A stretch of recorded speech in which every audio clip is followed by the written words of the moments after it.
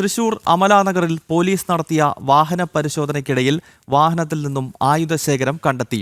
വെള്ളൂർ സ്വദേശി അനൂപ്, പത്തനംതിട്ട സ്വദേശി കാർത്തിക്, മനങ്കോടി സ്വദേശികളായ സ്റ്റീവോ, ശ്രീഹരി എന്നിവരെയാണ് പേരാമംഗലം പോലീസ് അറസ്റ്റ് ചെയ്തത്. ഇവരിൽ നിന്നും വടിവാൾ അടക്കമുള്ള ആയുധങ്ങളാണ് കണ്ടെത്തിയത്. വിവരങ്ങളുമായി സാനു കെ സജീവ് ചേരുകയാണ്. സാനു, ഈ ചെറുപ്പക്കാരിൽ നിന്നും വൻ ആയുധശേഖരം കണ്ടെത്തിയെന്നാണല്ലോ മനസ്സിലാക്കാൻ സാധിക്കുന്നത്. വിവരങ്ങൾ.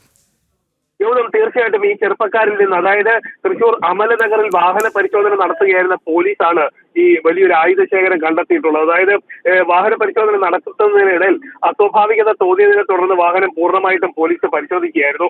ഇവരിൽ നിന്ന് ബേസ്ബോൾ ബാറ്റ്, അതേപോലെ തന്നെ കൂർത്ത മുനയുള്ള ആയുധം, വടിവാൾ പോലുള്ള മാരക ആയുധങ്ങളും ഒപ്പം തന്നെ ഓൺലൈനിൽ വാങ്ങിയിട്ടുള്ള പ്രത്യേകതരം കത്തികളും അടക്കമാണ് പോലീസ് പിടികൂടിയിട്ടുള്ളത്. വെള്ളൂർ സ്വദേശി അനൂപ്, പത്തനംതിട്ട സ്വദേശി കാർത്തിക്, മനക്കുടി സ്വദേശികളായ സ്റ്റീവോ, ശ്രീഹരി എന്നിവരെയാണ് തൃശൂർ പേരാമംഗലം പോലീസ് അറസ്റ്റ് ചെയ്തിട്ടുള്ളത്.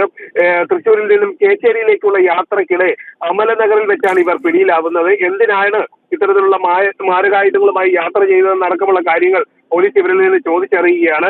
എന്തായാലും ഓൺലൈനിൽ നിന്ന് വാങ്ങുന്ന ആയുധങ്ങൾ, ഒപ്പം തന്നെ അതായത് ഇരുമ്പ് പണിക്കാരിൽ നിന്ന് കാച്ചിയെടുത്തിട്ടുള്ള പ്രത്യേകതരം കത്തിയും ഒപ്പം തന്നെ വടിവാൾ അടക്കമുള്ള ആയുധങ്ങളാണ് ഇവരിൽ നിന്ന് പിടികൂടിയിട്ടുള്ളത്. ഒന്നിലധികം വടിവാളുകൾ ഇവരിൽ നിന്ന് കണ്ടെത്തിയിട്ടുണ്ട്. അതുപോലെ തന്നെ ഓൺലൈനിൽ വാങ്ങിയിട്ടുള്ള കത്തികളും, അതായത് മാരകമായിട്ട് മുറിവേൽപ്പിക്കാൻ, ഒരാളെ വധിക്കാൻ പാകത്തിലുള്ള കത്തികൾ, അതായത് കുത്തിക്കഴിഞ്ഞു കഴിഞ്ഞാൽ പല ഘട്ടങ്ങൾ ഉള്ളിലടക്കം വലിയ രീതിയിൽ മുറിവേൽപ്പിക്കാൻ പാകത്തിലുള്ള കത്തികൾ അടക്കമാണ് ഇവരിൽ നിന്ന് പിടികൂടിയിട്ടുള്ളത്. എന്തായാലും പോലീസ് ഇവരെ കൂടുതൽ ചോദ്യം ചെയ്തു വരികയാണ്. ഗൗതം, തൃശൂർ അമലാനഗറിൽ കാറിൽ നിന്നും വൻ ആയുധശേഖരം പോലീസ് കണ്ടെത്തിയിരിക്കുന്നു. 4 പേരെ അറസ്റ്റ് ചെയ്തിരിക്കുകയാണ്. വടിവാൾ ഉൾപ്പെടെയുള്ള ആയുധങ്ങളാണ് ഈ കാറിനകത്ത് നിന്നും പോലീസ് കണ്ടെത്തിയിരിക്കുന്നത്.